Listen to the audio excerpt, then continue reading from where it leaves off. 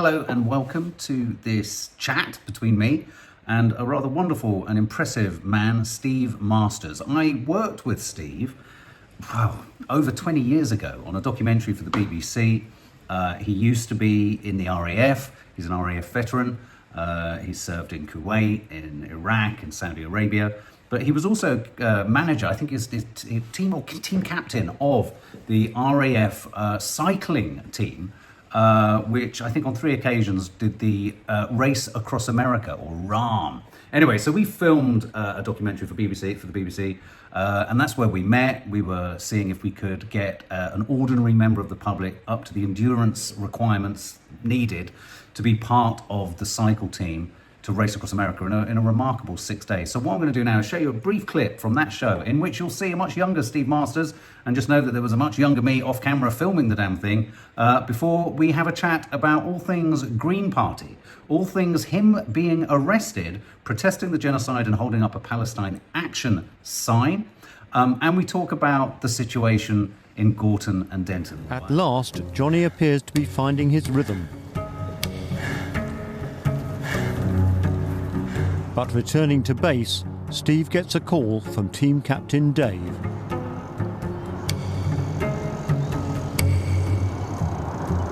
You alright, mate? You alright? No, What happened? I fell over again. On a bend, or how are you? No, it was on the steep bit. What, you stalled? Yeah. Yeah. Okay, so Steve Masters, my God, how many years has it been since you were last screaming in my ear, pedal faster? How many years has it been? I think it was 2004, so coming up for Bloody hell. 21 and a half years. Yeah, it was. Yeah. That was quite an experience. It was exciting, and I still to this day, when I dine out on, we all dine out on our stuff. You've got some stories, because don't forget, guys, Steve is an RAF veteran. But when I dine out on my limited stories, I often talk about, of course, we went from one side of America to the other in 6 days, and everyone looks at you like, oh my God, how did you do that? And I go, well, yeah, but the RAF did it on a bike. We're hooking up and we're talking about the awful, awful situation that's developed since, before October the 7th, subsequent to October the 7th. The genocide in Gaza, the erosion of civil liberties, ability to protest on behalf of the Palestinians in this country. And the reason we're talking to you, of course, is explain to us, how did you find yourself part of Defend Our Juries? How did you find yourself essentially being at the very sharp end of the Palestine Action ban? Well, initially, I've done a campaign with Defend Our Juries probably about 2 or 3 years ago, around the right to defend yourself with a jury, and then it's been enshrined for hundreds of years. There's a plaque outside the High Court, etc. And then when the prescription of Palestine Action came along, the plan was hatched to protest it by I oppose genocide, and I support Palestine Action. So it was a natural progression. But I cut my teeth as a campaigner and activist in the environmental movement. So, it's not my first rodeo, as it were. But I never thought I would have to, protest my own Labour government against their complicity in a genocide. So, so we're here. I got arrested on the 6th of September, but also on the 27th of November outside the High Court, Courts of Justice, when they did when they started the judicial review. So when you were arrested, so are you still, what's the official term here? Are you still on bail? Are you still up for being prosecuted? They keep you on bail for as long as, and we've seen how they use bail and remand, with the Palestine Action activists themselves. But it's very much the same for anybody who's in a protest of conscience. So even if you've done something to protect the environment, you might get charged after a period of time. I haven't been charged yet. For the first arrest, I think they've got till the 6th of March to formally charge me. They have been charging people right up to the judicial review verdict a week last Friday. Whether or not there'll be anybody else, I don't know. But I'm currently I'm not on bail for either of the arrests. I'm waiting in a decision pending investigation. Was there a moment when you were literally being manhandled, well, not necessarily manhandled, but lifted and taken away from Parliament Square? Was there a moment where you thought, oh my God, because I think people underestimate the extent to which, the point of principle, the point of pacifism, the point of objecting to war. You can be in the army, you can be involved in military enterprises, and you can still have a moral. I think a lot of kind of lay people would think, oh well, if you go to war, you just blindly do what you do what you're told, you go off and do it all. Whereas, what you were protesting is what the irony is like my granddad was in the RAF. Everything that's being eroded is everything he fought for. All of the rights, all of the, right to protest.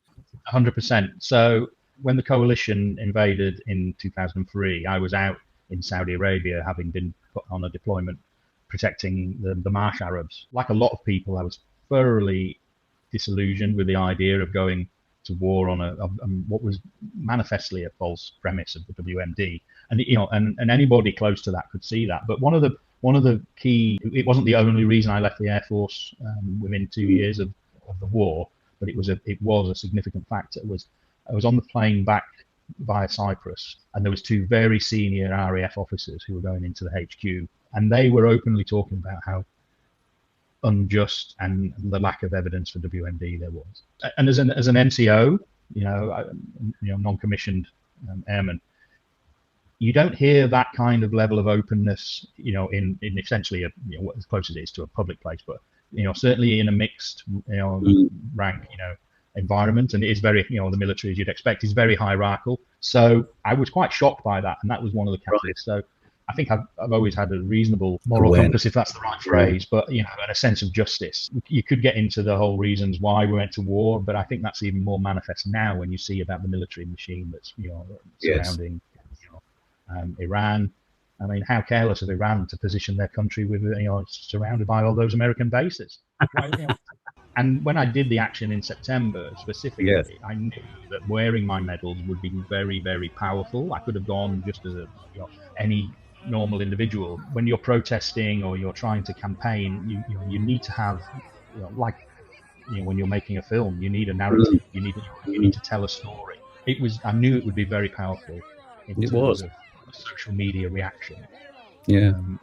And even I was a little bit surprised, when something's been viewed on Twitter, from Navarra, Harriet, the journalist, 4 million times now, and so that's quite, and it was picked up by some strange people as well. Even the right wing accounts took it and ran it as a anti-free speech. What was running through your mind as you were being kind of arrested? It's not my first rodeo, so I've been involved in environmental campaigns. I was arrested 4 times in about a month back in 2020. You have to be in the right state of mind or frame of mind when you get arrested, because it's not something to be taken lightly. So you do need to be prepared for it. I was more taken by the unpreparedness of the Met Police above all else. I think the Met Police are going to be hit in the next 5 or 10 years with a mountain of claims for bad backs and personal injuries. Well, there was no real technique and strategy for lifting anybody. So I was calm, and it's like I say, and I was released within an hour. They processed me on the street. Let's just pause just for a moment, because of course the Palestine Action ruling that it was unlawful to prescribe Palestine Action as a terrorist organisation. Let's just spend a little moment. I've uploaded quite a few posts on Instagram. I've talked at great length and coffee moaning on this channel. Shabana Mahmood, who it's like we've had an ever rotating cast of ever more sinister Home Secretaries just stepping forward and just doing. I still can't quite wrap my head around the fact that Shabana Mahmood was a campaigner, an advocate for Palestine, and has done this 360-degree pivot, and is of course the woman, the obviously whoever the Home Secretary would be, they would be doing this, but she's appealing the finding that it's unlawful to prescribe Palestine Action. What are your feelings on Shabana and more generally the Labour Party as they seek to appeal this? I never thought we'd have worse Home Secretaries than Theresa May, Priti Patel, but there you go. I really struggle with Yvette Cooper. Yvette Cooper is the MP for what essentially is my hometown up in Yorkshire. They're career politicians. They've clearly got a price. And I'm not saying that there's brown paper bags with money, but campaign donations and and you only have to look at the amount of money that comes from organisations like Labour Friends of Israel. Absolutely. There don't appear to be any, there's no differentiation between them and the Tories. I said on the day, on the 6th of September, I think I was interviewed by Novara, and I said, I think that they've got the wrong, PA, Patriotic Alternative, are an out-and-out Nazi organisation. And I joked that, maybe Yvette Cooper got the wrong PA. And I think you've used the phrase, it's a phrase I've used as well. The whole judicial review was an off-ramp. Yeah. And that, and they've declined to take it. They could have gone, look, okay, we made a mistake. Mahmoud could have blamed, Cooper. They would have been off the hook. But they're all entangled in this web of draconian. Sometimes I don't know how to describe it. Our political class, both Tory, Labour, Reform, they've all been bought. And I don't want this to be a political broadcast for the Greens, but that's one of the biggest differences in the whole ethos of the Green Party. And I know you and Nadia have been great advocates for the Greens. It's what's needed, but I tell you what, the political establishment and the people who are paying our political leaders in those parties, they're not going to give it up easily. Look what they did to Corbyn. They're going to try and do exactly the same to Zach and any prominent left-wing socialist. I think you're so spot on there. You're so spot on there as well, because I think in a weird way, what makes this so sort of topical for us to discuss this now and this to go out when it's going out, which is probably tomorrow, probably Wednesday. I'm already sensing, as I see in the press just today, and we're recording this on Monday, the 23rd. I sent you a couple of pieces, didn't I, from the Telegraph and the right-wing press, seeking to home in on the motion to declare or prescribe Zionism as a racist ideology, and an ideology rather than it being a race, a culture, a people, a creed. I can already feel the fact that you've just resurrected the idea of what they did to Corbyn. You can feel it, can't you? You can feel it coming down the road, because even Starmer has instructed all of his acolytes, make sure you hit the Greens hard and home in on their in his terms, anti-Semitism. So I think you're right. They're not going to give it up easily. The weird difference with the Green Party is it's a party political solution to something that needs no parties in a weird way. I mean, it's kind of a bit of an oxymoron, the Greens, because they're anti the very thing they're having to be part of to get the bloody strength to do anything. No, absolutely. And, you only have to look at our two peers, Natalie and Jenny, who are campaigning, in the House of Lords for the abolition of the House of Lords. They want to put themselves out of jobs. The system does have to change. We need proper representation. We need, an equitable voting system. We're the only country, in Europe, apart from Belarus, that has first past the post. Everywhere else has some form of proportional representation. That's amazing. And the Labour Party could change the landscape overnight. And I commend them on the under 18, the 16 plus vote. That's great. But don't, a word of warning. That may change if they think they're going to lose badly because of the youth. Right. They will U-turn on that, I'm sure, if they're given the opportunity. But they could keep reform and the hard right out of government at the stroke of a pen by going for proportional representation. But that would mean they'd have to share power with progressive parties, such as the Greens, such as Plaid, such as the SNP in Scotland. And they are so tribal and and so dogmatic. You can't even qualify and call the Labour Party a left-wing progressive party right now, because they're controlled by a cabal of really hardline right-wing ghouls that want to control everything. And I think that's one of the mistakes that Starmer's made. He's trying to control the country in the same tone and manner that he's trying, that him and his allies are controlling the Labour Party, and that's just not washing. I'm the chair of West Berkshire Greens, and we went up a couple of weekends to Manchester a couple of weekends ago. We put a minibus on and we went up, and it was phenomenal. There's placards everywhere, very few Labour placards. I personally knocked on 200 doors. I didn't meet a Labour voter. Wow. Yet Labour are telling you that it's the only vote to stop reform. And Labour are going to split this vote. If reform get in, it's down to Labour. And I'm not just saying that because I'm a Green.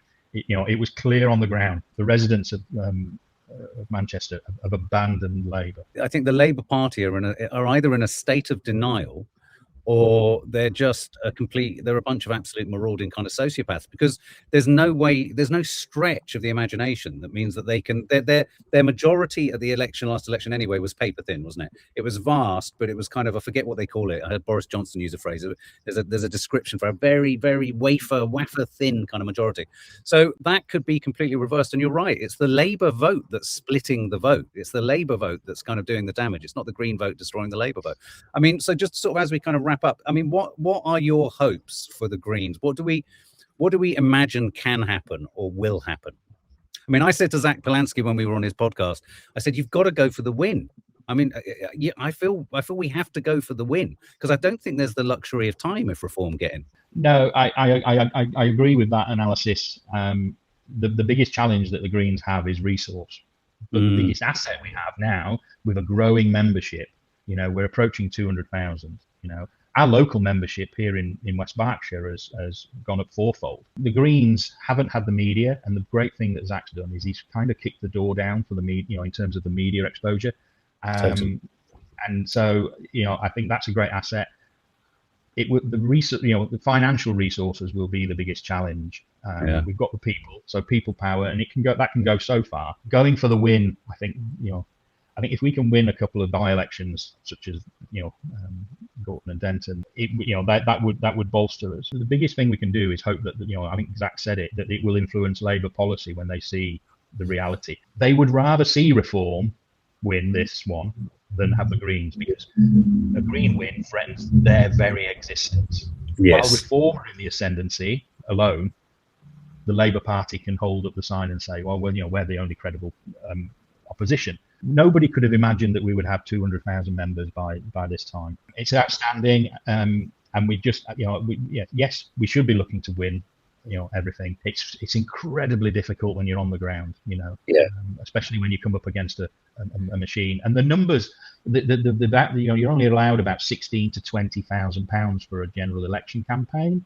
Right. So for a by-election, I think the limit is about 100,000. So you can, as a party, throw a heck of a lot in it. And the Greens have never had that kind of money before. Thankfully, we do with the upsurge in membership. We've got our machinery getting together. The social media is really good. And the fact that I think one of the problems with Corbyn didn't come out fighting enough.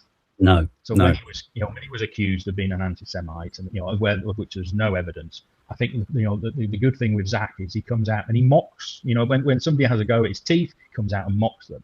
He owns it every time. I love this device. It's a really clever strategy it's actually a strategy that I think Donald Trump has used, which is let the attack come in, get that attack, pull it into your body, translate it, and push it back out. He sort of takes the kinetic energy from an insult and hurls it back out of the world. And I just think it's something that's hugely advantageous in a social media landscape. And all this, the lies and misinformation from about Hannah, and is she married? Is she not? Is it a millionaire? If that's all they've got, they can't rebut. Even this drug question, and in this last 2 or 3 days, it's the Labour Party nationally, their national account, the press account, the North West of England Labour account. They've been throwing everything, crack cocaine in playgrounds for kids and everything else. It's so far away from the truth. They haven't got any way of rebuking evidential backed, academic, and treat it as a public health issue. You're right. The Greens present such an we always hear about the existential threat to Israel. Israel's given the entire world an existential threat from Israel. But specifically, the Greens present such an existential threat to Labour. I've got to the point now where not conspiracy, but my suspicion is that the Labour Party are actively making things easier for reform. They're actively appealing to the kind of grassrootsness of the ideas in reform, so that they are sharing in that Venn diagram that we all did in maths. They want to share more of that, precisely because Labour are more worried about you guys, or us rather, than they are reform. Labour are prepared to take, you've seen it for a century. Labour are prepared to take, 5-10 years in power, in a two-party system, rather than fight on actual moral and ethical positions. I saw a meme. We're obsessed with memes and things. Yeah. But the same people who are telling us there's no money, they grew up, like our generation, with free university and and dental care and healthcare and everything else. Yeah. And suddenly there's no money left. Where's that money gone? I'll tell you, it's gone. It's gone up. It's gone up. Exactly. It's gone up. Let hope spring eternal. Hope. Oh, well, Steve, it's been lovely connecting with you. Can't wait to come and visit you on your longboat and have a cup of tea and a coffee and a chinwag. But I tell you what, there's a little bit of I better get it tidied up. It's a bit of a shithole at the minute. But look, listen, you've raced across America 3 times. Surely winning the bloody next election for the Greens that's a piece of piss, isn't it? Let's hope so.